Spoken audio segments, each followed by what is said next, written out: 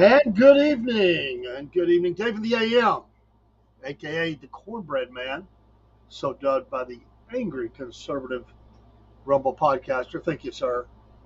I like it.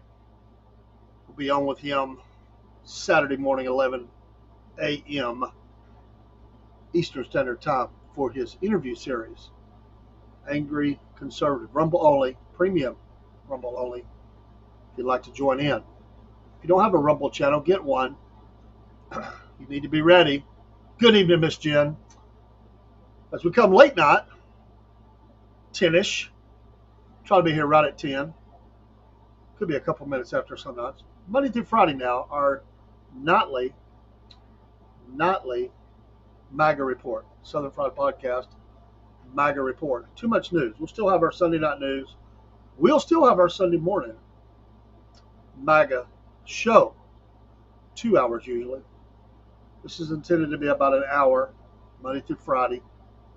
It will air right after our regular programming. It will not take the place of any late night show that I do occasionally. That's usually 11 to 12-ish, 12:30, when we're just really wanting to just stay podcasting for a while. Been a little crazy here lately. Haven't done one, but we'll still do that. Lots of things in the works. Further aligning the schedule to reflect those things as we continue to create and market the brand. Doing those things that we like. Telling one of my cousins tonight, he said, "What do you talk about on your podcast?" I said, "What don't we talk about?" A little bit of everything: entertainment, news, sports, Jesus, you name it, just about. We're probably going to talk about it at some point or another. We like to do that, and that's fun. As we broadcast live from the banks of the Southern Fried River here in Northwest Georgia, extreme Northwest Georgia, Studio A. For real. There's no doubt. A little bit of everything. We like it that way.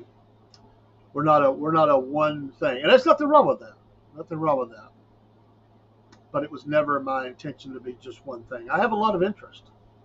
And I want to dabble in those interests. I may not be I'm not an expert in anything. But I am interested in many, many things. And so you're going to see more and more of that. Shout out to my family. It's good to see many of them tonight at the viewing. Even though it was for something sad, was the loss of my aunt to heaven. Our loss is heaven's gain. I got to see some folks I hadn't seen in a long while. That's the way it goes. I will work a little while in the morning, and we'll do the morning show. Work a little while. They're going to the funeral, but I'll be tomorrow afternoon doing some getting ready for tomorrow night show, which my sister and husband are going to do before they go back the next day. So look for that. We're trying to discuss what we're going to talk about. I said, well, let's talk about music. She goes, well, y'all get really deep. I said, well, we're just going to have fun. We're not going to get deep. Let's just have fun. So we'll see. I've got a couple of ideas. Just wanted to have fun, relax before they go back. Been a big help to us, a big blessing in many ways. We pray for safe travels for them to go back, especially for the funeral tomorrow at 12 noon Eastern Standard Time. A lot of memories tonight, a lot of things I was thinking on as I was here in the studio. And but they're good thoughts. They're good thoughts. Lots going on in the MAGA world. Lots going on. We're going to cover a few things. That's the reason this show began. And like I said, there are some other things coming. I hate to be coy. I know it's probably not fair. People say, well, why don't you just say, I can't yet. There's just some things that are working. I just want you to know that they're pretty cool things, and we're trying to align with those things. And we'll just continue to do that. Real quick before we get into the news, I do want to say we had to switch from our coffee company that we were going to use. I didn't know they required minimums. Those minimums would be too intense at this moment for me and Rob. But we have a replacement company, actually two, that will fit nicely. Going to order some samples. I was trying to get to that today, just didn't have time. Lots going on. But we'll order the samples hopefully tomorrow, get those in. Coffee taste goes well. We'll be getting we're shooting for June. We want to, everything can be up and running in a day. We can pretty much have everything together. We just got to align with them. Upload our artwork, our labeling, all that. I can get all that done in a day. And we'll be ready to rock. We're looking forward to that. Thank you to those who have ordered from the store. We had another sale today. We appreciate the support. And we're going to be loading more logos and more things up. Lots of things going on. We now have an affiliation with a sticker company, too, that will also can do T-shirts, stickers of all different kinds. People like stickers. We have some in our store. We're going to add to it. And it's also easy to upload. And we're excited about that. So anyway, just a few things we're trying to get going. And the website is any day now. I mean, any day. Like, we're past due now. I say any day, it's past due. But you know what? They're doing a lot of work for us for a very affordable price, and they don't have to do that. I appreciate what they're doing. They're fitting it in amongst their other media work, and I could be patient, absolutely. But we're so excited about that will happen, and we really need it now because we're getting our commerce business side going even more, and we really need that. So I found some kitty coffee. It popped up on Facebook. How cute! How cute! You know, if you want it, it's out there. It really is. If you want it, it's out there. Lastly, before we go to news, also pray for Rob. He was doing better today. I talked to him just briefly. He still wasn't great, but I think he'll be okay in the morning for our SFP morning show back together. And it's tomorrow night. Hump Day Views, as we've changed the name slightly, because it's not really a news program. It just seemed to rhyme when we did that. Hump Day News. We actually did try to do some news, funny news. We'll still do some of that, but it's Hump Day Views. It's really a view show. And don't forget the first Wednesday. Here, my brain's not working. First Wednesday of every month. Steve, the Celtic blacksmith, is now going to be joining us as a special guest. Not only really a guest, he's crew now. He's crew on Wednesday nights, the first Wednesday. He said that was a good night for him, best night for him. And he also is a content creator on Friday night. So very active on social media, but funny guy. Just a good friend of the podcast. And it was just a natural thing. So I was a little bit, I don't want to ever take away from what someone is doing, but I thought if nothing else, we could enhance and advertise for him and put him on the stage. And we're on more than he is. He comes on a lot as a guest and he's in the chats, but we try to advertise. But I thought if he was here in a show, then we could help him to advertise for that show. He could do it himself, and we could put up ads for him. So it's a win-win. We get the benefit of a very funny guy, just that links up and lines us a lot. And I know he's busy. I know he likes to get into other podcasts. We're not trying to monopolize his time or anything. But I thought if we could just get you once a month, man, you're welcome anytime. But we could get you once a month. And he said, yeah. I was so glad. So glad. So anyway, that's some of the notes. The following weekend, we'll have the guest that does the Dionne Warwick songs. If you're a fan of that. If you're not, you don't have to watch. If you're not a fan, you're not a fan. But I like to interview artists and people that do things like that. And we've done that before, and we'll do it again. Senator Fetterman. He's been all over the place ever since he come on the scene. Brain problems due to medical reasons. He is the king, the absolute king on the hill for the hoodie. He is Senator Hoodie. Now the senator who has broken ranks with the Dems many times, but he's also broken ranks with a lot of people many times. He is a man who has his own ideas, not afraid to speak his mind.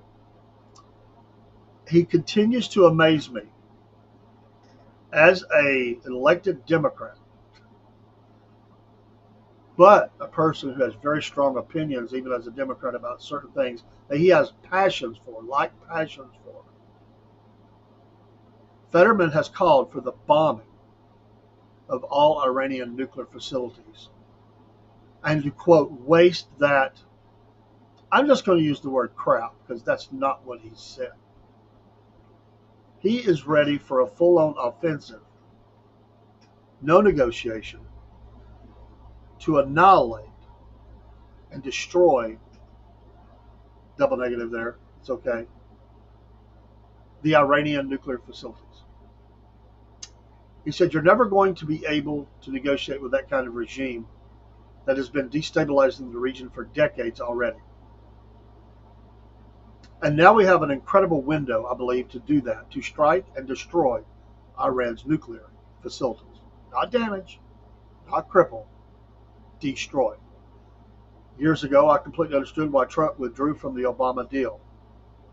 Today, I cannot understand why Trump would negotiate with this diseased, his words not mine, regime. The negotiations should be comprised. It's been a while. You don't usually hear a Democrat speak this way. Come on over to the Republicans, brother. I feel like Hulk Hogan's up there. Come on, bro. Come on. Come on over. Join. Be a tag team. He said the negotiations should be comprised of 30,000-pound bombs. And, this will make some people mad, the IDF, which stands for the Israeli Defense Forces. There's a lot of people who hate Israel. He loves Israel.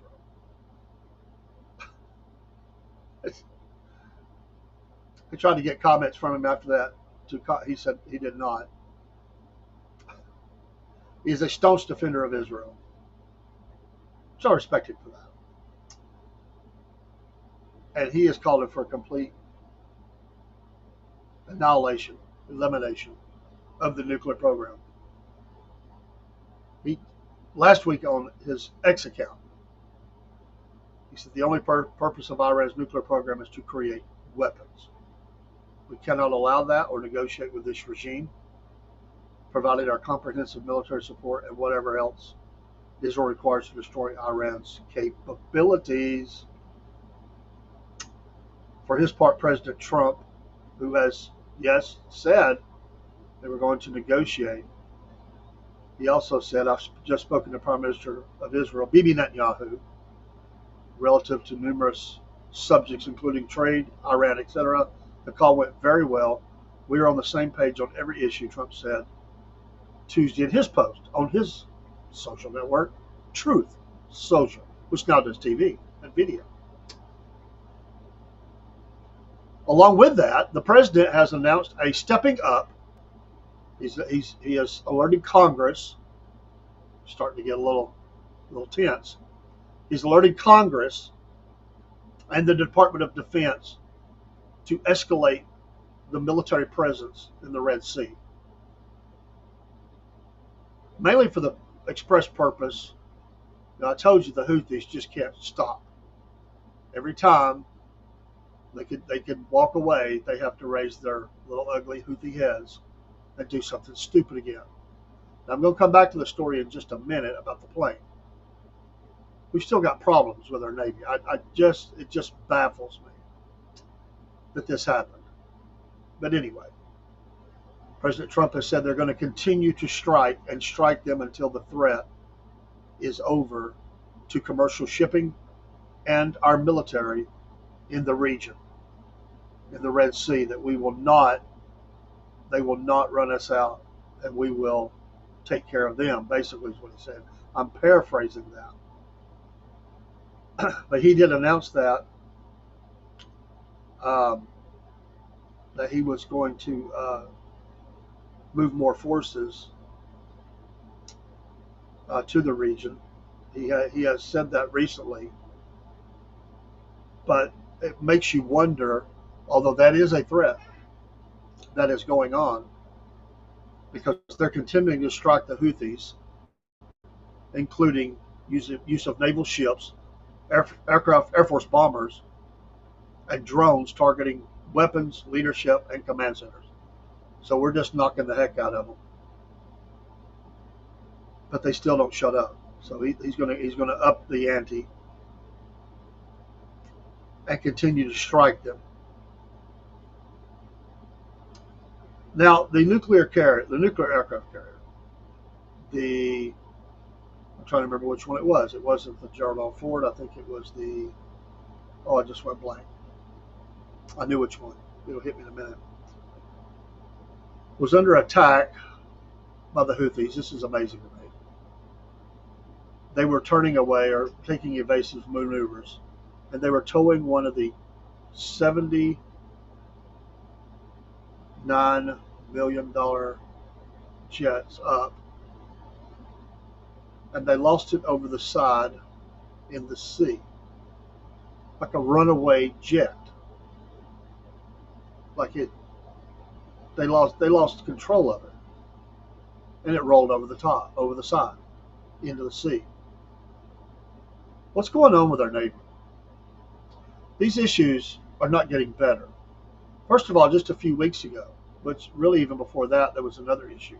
But just a few weeks ago, we had the cargo ship, freaking cargo ship, that ran into a carrier. Now, I questioned at the time, and I'm not a military expert, but I'm also not stupid. As someone who has loved following the Navy, and yeah, it is crazy, Miss Jim. I've always loved. My uncle was in the Navy. He was a chief petty officer of supply at Jacksonville. I've always had a fascination with the Navy. I love all forces: Marines, Air Force, Army, Coast Guard, whoever, Space Force. But I've always loved the Navy. I love the idea of the aircraft carrier, the floating city, the strike, the the aircraft groups. And they have massive number of ships and subs to protect mother ship, the aircraft carrier, because it is vulnerable, because of its a lot of it's under the water, but it's flat top. I mean, you've got some defensive capabilities, but it's not built for that. They had talked at one time of redesigning them. This design's been on the table for years. They've never done it, where all the thing you would see would be a little radar thing and just the flight deck above water. There's more than that on it, even the most modern of aircraft carriers. And how does a freaking cargo ship get within range to even smash into the side of an aircraft carrier? I don't understand that. It's a mystery to me. They have replaced some leaders and commanders of these battle groups, or at least of that ship, which usually the carrier is the leader of the battle group. Usually that commander is each little ship has its own commander, but they retain operational control. It's on the carrier, to my knowledge, unless that's changed.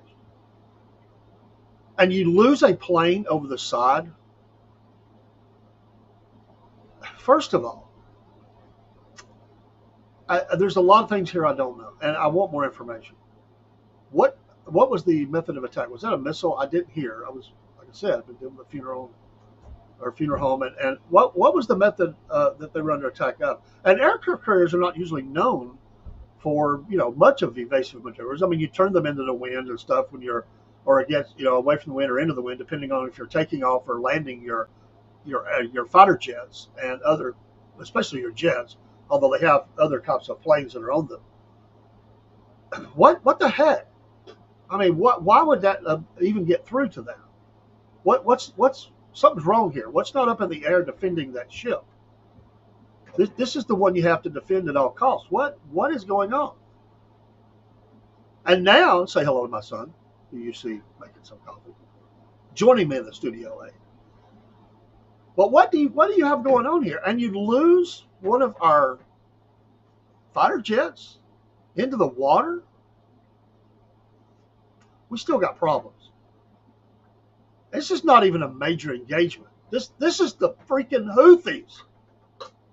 I don't care if they've got some missiles or drones, whatever. This is the Houthis. Are you kidding me?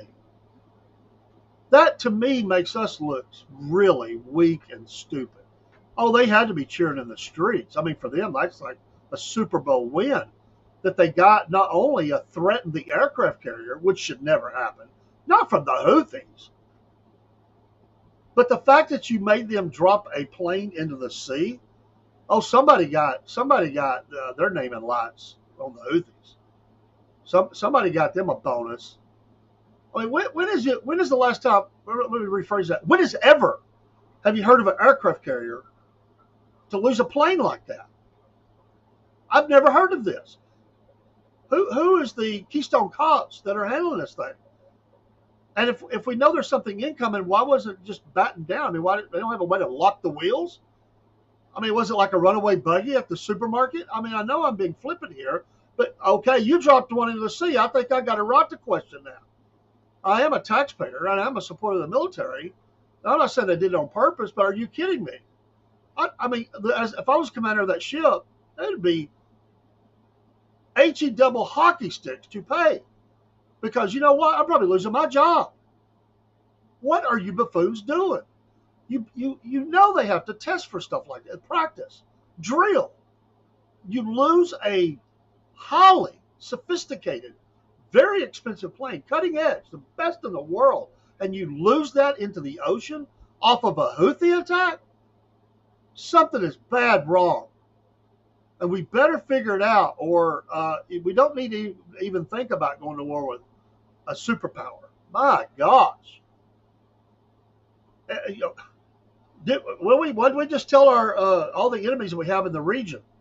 Because there's a lot more than the Houthis. I mean, you've got Hezbollah, Hamas, People for the Liberation of Palestine, and the number goes on and on and on. Not to mention Iran itself. That is unbelievable. Then Miss Jen says they say it's too dangerous to go get it. Too dangerous? For us? For the United States mighty Navy? It's too dangerous? We can't protect recovery operations? Something is bad wrong. Bad wrong in the Navy. Pete Hegseth, you got your job cut out for you, bub. We knew it was bad. But something has went bad wrong in our military. That's the weakest thing I've ever heard in my life. Yes, people make mistakes, but you don't make that kind of mistake. You do not make that kind of mistake. To me, that's being totally caught off guard. We've got the best, or should have, the best radar systems in the world. I mean, we've got satellite imagery. We've got things that detect heat sources and stuff like that. We know when something lifts off around the world. We know. We're able to track meteorites and all this stuff. Are you kidding me? We can see the heat signatures off of a person. And we're not ready for the attack of the Houthis? That just really ticks me off. Yeah, you better amp up the supply there, Mr. President. And you better replace a couple of commanders while you're at it. And I want to see, and I don't want this to sound bad, because it's going to sound bad. I love everybody. But there may be some places flattened in Houthiville. I don't know what they call their little area. I know it's Yemen, but I mean, do they have, their part of the town is called Houthiville. I don't know, making a joke. But I want to see it flattened. I don't want them to be able to bring out a bottle rocket without something the warhead on their forehead. I want all of their bomb capability destroyed. Every launcher destroyed. Any ship, anything they've got, and anybody else that attempts to get involved, I want to see those things sunk and at the bottom of the ocean. Anything less is a failure on a massive scale. So I'm not blaming President Trump. He's got to be going, you lost the plane into the ocean. Can you just see him questioning this? I can just see him looking and going, how does that happen? Have we ever had that happen? Did Joe Biden have that happen? How do you do that? There's going to be heck to pay, I can tell you. He said the choice for the Houthis is clear. Stop shooting at U.S. ships, and we will stop shooting at you. Actually, I want it a little more stronger than that, Mr. President, now. I want it to say, stop shooting at us, or there won't be any of you. That's pretty much the message that President Ronald Reagan gave Libya. And he flew the sorties over their city, and he put missiles into the palace, took out some of the family, and they backed off. And they were no better grade of terrorists. Like, they didn't have any more heart. They just got punked out. They decided they wanted to live a little bit more than they wanted to take on the U.S. military, Air Force, naval capability, missile technology, and all that. This was in the 80s. They wanted that more than they wanted. They wanted to live more. They wanted to see that and die. Because that's pretty much what he told them. I will flatten your city. There will be nothing left. It'll be dust, concrete, and sand. Concrete, dust, and sand will be flying up in the air. That's what you'll have left. You won't know this because you'll be dead. And that's what you got to tell these people. They don't respect anything else. They don't respect that. Stop shooting at us, and we'll stop shooting at you. No, that's not how that works. Mr. President, I know you're trying to tamp down things, and I get it. We don't want, but if we're going to be there, if we're going to be in the region, this is my whole point. Do not put American forces in an area where things like this are going to happen unless you're going to mean business and take care of it, and you really kick some butt, or get our forces out. I know that's international shipping lanes, but that means international. If we're going to police it, let's do it the right way. If we're going to put the enemy on the run, let's truly put them on the run. In fact, let's just make them a graveyard. Because if they're not stopping, and remember, these are the guys that put the video out of our dead sailors floating in the ocean and ships sinking in the ocean on fire. Okay, you got to step this up, and I think that's what he's doing. I'll reserve judgment, but you can't play with this. Not a warmonger, but you do not put the American fighting man and woman in the position they are. You win. The idea is to win, not negotiate. Win. You make it hurt, or you get our people out. This has went on long enough. I know it's not as easy sometimes as we like to make it out. I get it. But they have to launch these things from somewhere. They have to make them somewhere. We've got, along with the Israelis, the best intelligence in the world. Spies all over. Find these people, find their capability, and make it in today. Fly 24/7 sorties if you have to. I don't care. Do not let an hour go by that there's not planes dropping ordnance, and there's not ships firing ballistic missiles. And the next step would be run the bombers over there and unload the cargo bays. You can tell them ahead of time, there's going to be nothing left. Leave. Or don't tell them. You've told them already. Unbelievable. This has been stewing on me all day. Are you kidding me? There's a lot of things that come to my mind, and they're not appropriate to say. But it's really, really frustrating for that to happen. We had some jokes about the Houthis early on. Okay, jokes are over. The jokes are over. I really did. I got to give them credit. Tip of the hat. Tip of the hat. Recognize your enemy. Recognize. Doesn't mean you're giving them any kind of credit other than the fact you say, okay, yeah, okay. We underestimated this. Somehow we underestimated this. Apparently. Okay, so you got stung. Now you make it hurt so bad they'll never want to try it again. I mean, there's only really 3 phases to this. The first one, which you shouldn't have, but you did. You blew it. You underestimated. You danced. You danced with the devil, and you got kicked in the shin. Okay. Number 2 is you go up and you punch said devil in the face so hard they don't want to do it again, with a message while they're down on the ground and bleeding. You do that again, and you are dead. That's the only thing they'll respect. And at that point, if they violate, it's on them. No sympathy, no mercy, no mas. Take them out. That's as strong as I can put it. We're talking about putting our sons and daughters into harm's way. Right now, it's just a plane, which is horrible. That's horrible. That really makes me mad. Thank God it wasn't a whole group of sailors that went in the ocean dead. You know what? We underestimated this before. And the USS Cole. We got caught flat-footed. They should have never gotten anywhere close to that ship.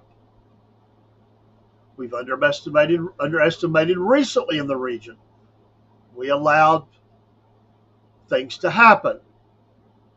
Biden played with them forever, letting the little speedboats pass by, just firing shots over their head. All the little speedboats should have been destroyed. This is Iran.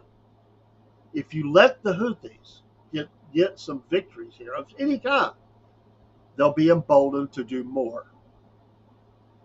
That is the power that we have. You've got to let these people know we ain't playing. We're done. We're done here. And you've been told, and you've been warned, and the next step is to annihilate you. That's the only thing that's going to back these people up. My gosh. I have so much news I want to get to in this MAGA report tonight, but it just this uptick in the Middle East. So Trump says negotiate with the Iranians. He's against hitting them unless he had to. John Fetterman says 30,000-pound bomb. He says he knows the phrase. He must have seen the Southern Fried podcast phrase, warhead on the forehead. He gets it. He said that's our negotiation. By golly, I mean, and let's just say that for a minute. A freaking Democrat talking tougher than we're hearing out of anybody on the right. Think about that.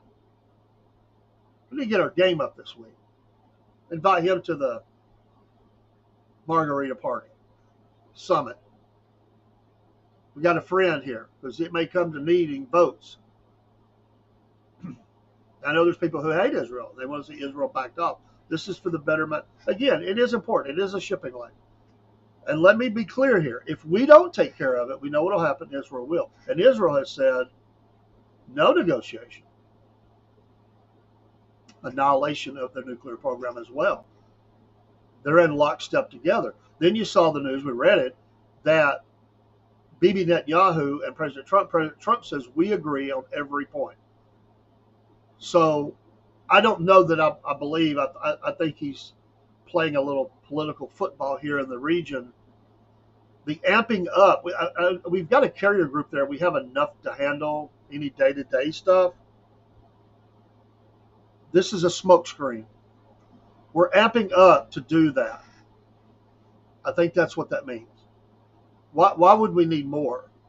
Well, we gotta do more because when we do this operation, we got to make sure because there could be other parties that might come to the party, other entities, other terror groups. It's going to inflame, and we're going to need to put a strong presence there to not only deal with the Houthis. My gosh, I can't even believe we're having to talk about that, but the Iranian threat. It's fixing to heat up, folks. It is absolutely going to heat up. If we don't do it, they know that Israel will, and it's already so tense over there. Thirdly, while we still have time in this hour, President Trump is about ready to walk away from negotiating with Ukraine and Russia. He said as much today. He's pretty much let both sides know if you do not come to some sort of an agreement quickly, we're out. We're done. And I understand that feeling because I think that both sides are playing some games. And President Trump realizes here that what he thought would be quick work of this deal is not happening. And so he's putting everyone on notice. Either we get a deal quickly or we're out. Because both sides have made demands that are not feasible. Both sides have attacked during ceasefires. One side accuses the other of destroying the ceasefire. And so I just think you're going to see more and more of a pulling away of the United States on this matter because President Trump sees that he's in a a no-win compromise situation, and that's not a place that he wants to be. It's not a good look. Along with that, he was celebrating the first 100 days in his speech, which he called the Revolution of Common Sense. And so in Warren, Michigan, the president was recognizing the achievements of the first 100 days. Of course, that was ongoing activities this week. But that's what a president is graded on, is the first 100 days. Of course, they're graded for the rest of it. But so goes the 100 days. It's supposed to be, when you do the 100 days, it's supposed to be you have actively rolled out everything that you want to work on and that will really set the course for the rest of the term. Is the first 100 days. Well, we rolled out a lot. The administration, I say we as in MAGA, the administration has rolled out a lot, and he says, or he said that they say the 100-day start of any president in history, that this is the best. He said everyone is saying it. He said we've just gotten started. You haven't seen anything yet. It's just kicking off. However, the news media, legacy media, is trying to say that the president's poll numbers are down. I got news for them. I don't trust the polls anyway. They're talking about, a disapproval rating of 42% now, up to 43, a low of 40 of a disapproval rating. So they're trying to say these numbers are fluctuating. Well, a lot of that disapproval right now from staunch conservatives would be that they don't feel like he's done enough to expose or the fraud, that there should be more, and also, but mainly the arrest and prosecution of those who have committed treason, fraud, and everything else against the United States of America. And they want to see him correct that. And also a full disclosure and release of documents in the major ones that they talked about. They've done a lot. They've not fully done it. At least in every file that they were going to do, especially the Epstein. Those files need to be released. He has released some more, but if there was a bump in that polling, I would say it's because of that. And secondary to that would be the fear of economy tanking. A lot of people are talking about it. Christian conservatives, I've heard them talking about it. People are bringing it up to me. They're concerned about it. They're watching the stock market. They're concerned. Also the tariffs. They're concerned that the tariffs will have a negative effect. In fact, I think that's one of the reasons the president's going to release some of their stranglehold in the automotive industry to get a nice bump there, because it is having an effect. And so that's some of the major things that are going on. And then he goes, the last thing we'll kind of go to, and we'll just wrap up with some thoughts, is the Greenland situation is back in the news pretty hot and heavy. As the Danes are there, and they're having discussions. And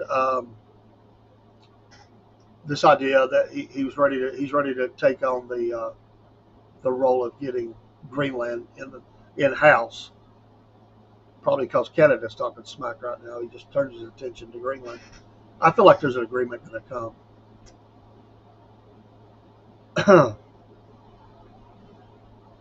He also kicked former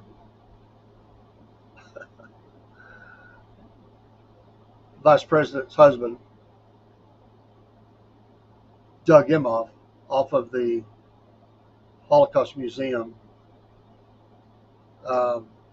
board. So, well, you don't win, things happen. But lots of things going on, as always. The international scene is becoming as bigger than what's going on at home, and a lot is going on at home. And it's going to be interesting this week. Of course, they're still trying to nail Pete Hegseth to the wall. They blame him for the app issues that saw others being in there that were not military clearance people. And they're continuing to try to run him down, which if they're trying to do that, there's reason for that. They don't go after somebody they don't fear. They fear. And they know they've got to stop Pete Hegseth. They knew that was a big one for him. There were a lot of people who didn't think that he would ever be confirmed, but he was. For the Democrat side, they call him a mob boss. Railing gets his first 100 days, mainly from Senator Schumer, Democrat, New York. They don't like him, and so they're going to badmouth him.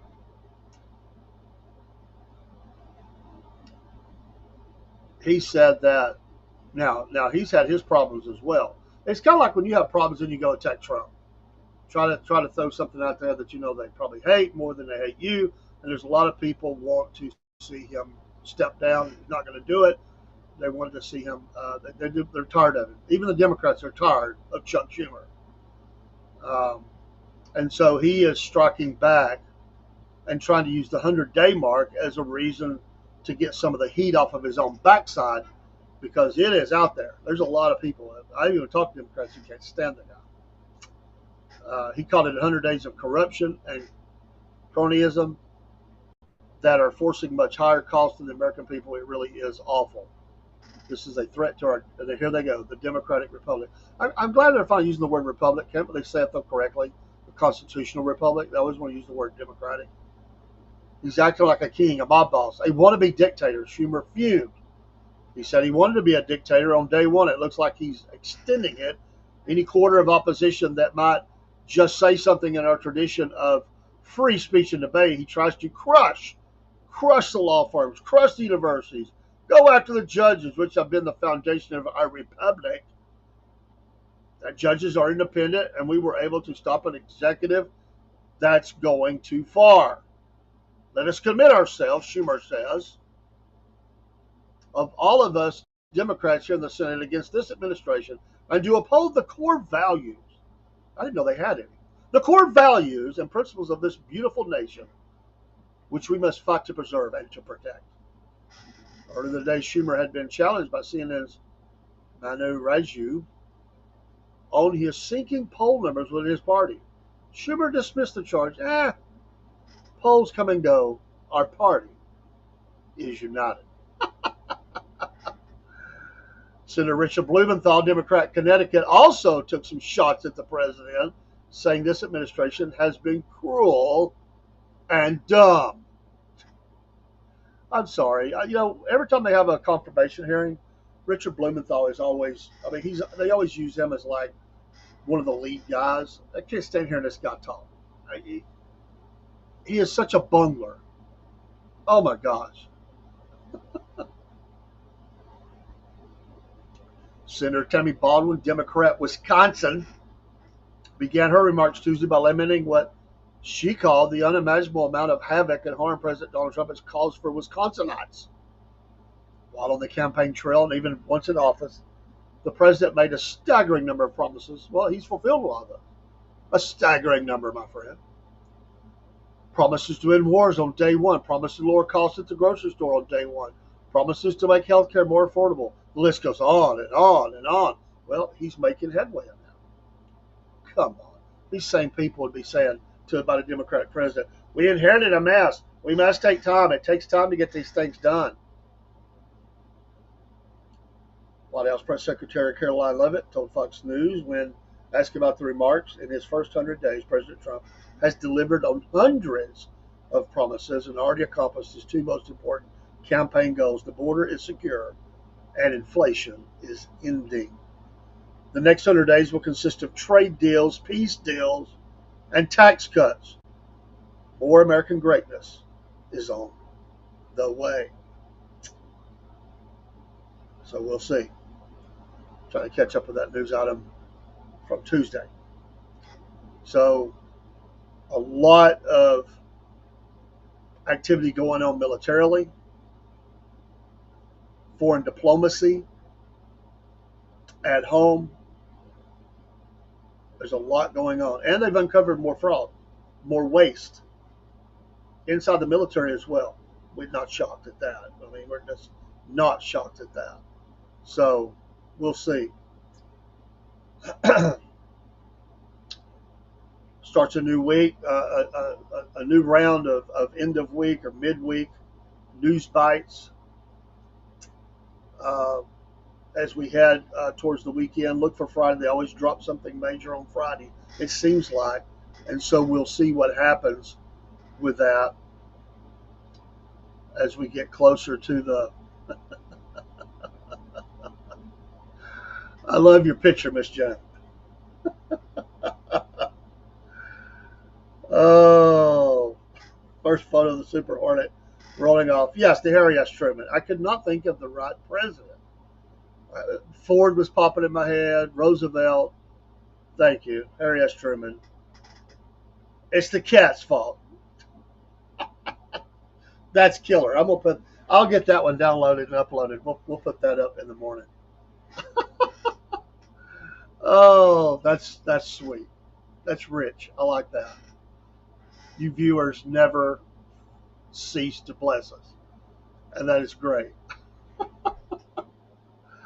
Oh, you got to have a little laughter. I mean, it's just so ridiculous. Yeah, it was a Hornet, Super Hornet. I mean, your carrier is hundreds of miles out in the ocean. Really, I'm still amazed at that. My gosh. I mean, it's like, how did we allow this to happen? The Chinese have got to be sitting back and laughing. My goodness, my goodness.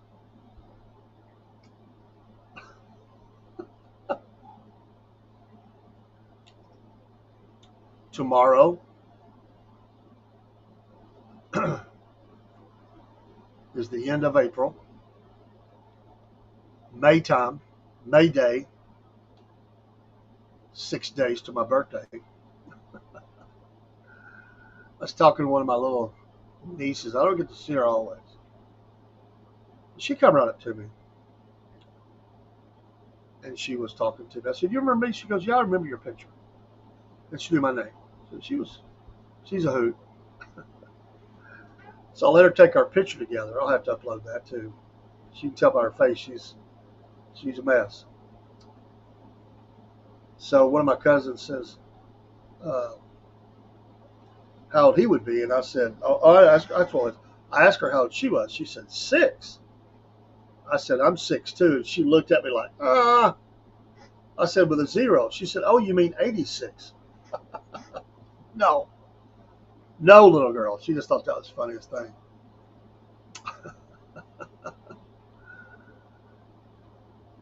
The Sunday shows President Trump defends the tariff policy in a testy exchange during ABC interview. Quote, everything's going to be just fine. They're pressing the president on the 145% levies he's imposed on China, arguing that the tariff is bound to raise prices on everything. They claim the president strongly disagreed with. By the way, I've said it. I don't think there's a legal way that can be done. I really believe that you're going to see these middleman companies pop up who buy the Chinese stuff. It's sitting in some other country, doesn't have a tariff. You relabel it with that bill of lading from that country, and you sell it for a markup.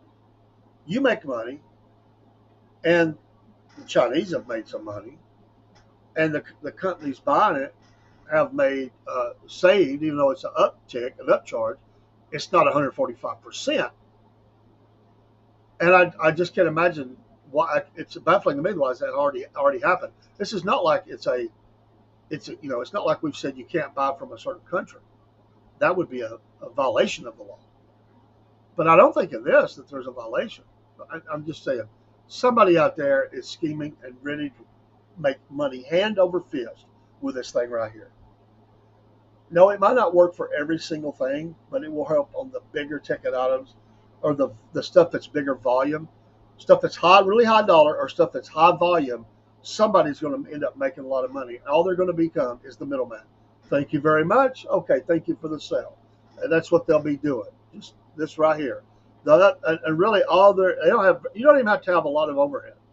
You have an office somewhere and you rent some warehouse space, and you pay some schmucks to unload it, just long enough to sit in your warehouse to relabel it, put the new labeling on there, and then load it on another ship, or maybe the same one. I don't know, and send it on to the USA. That's what you do, or a plane, or whatever they do.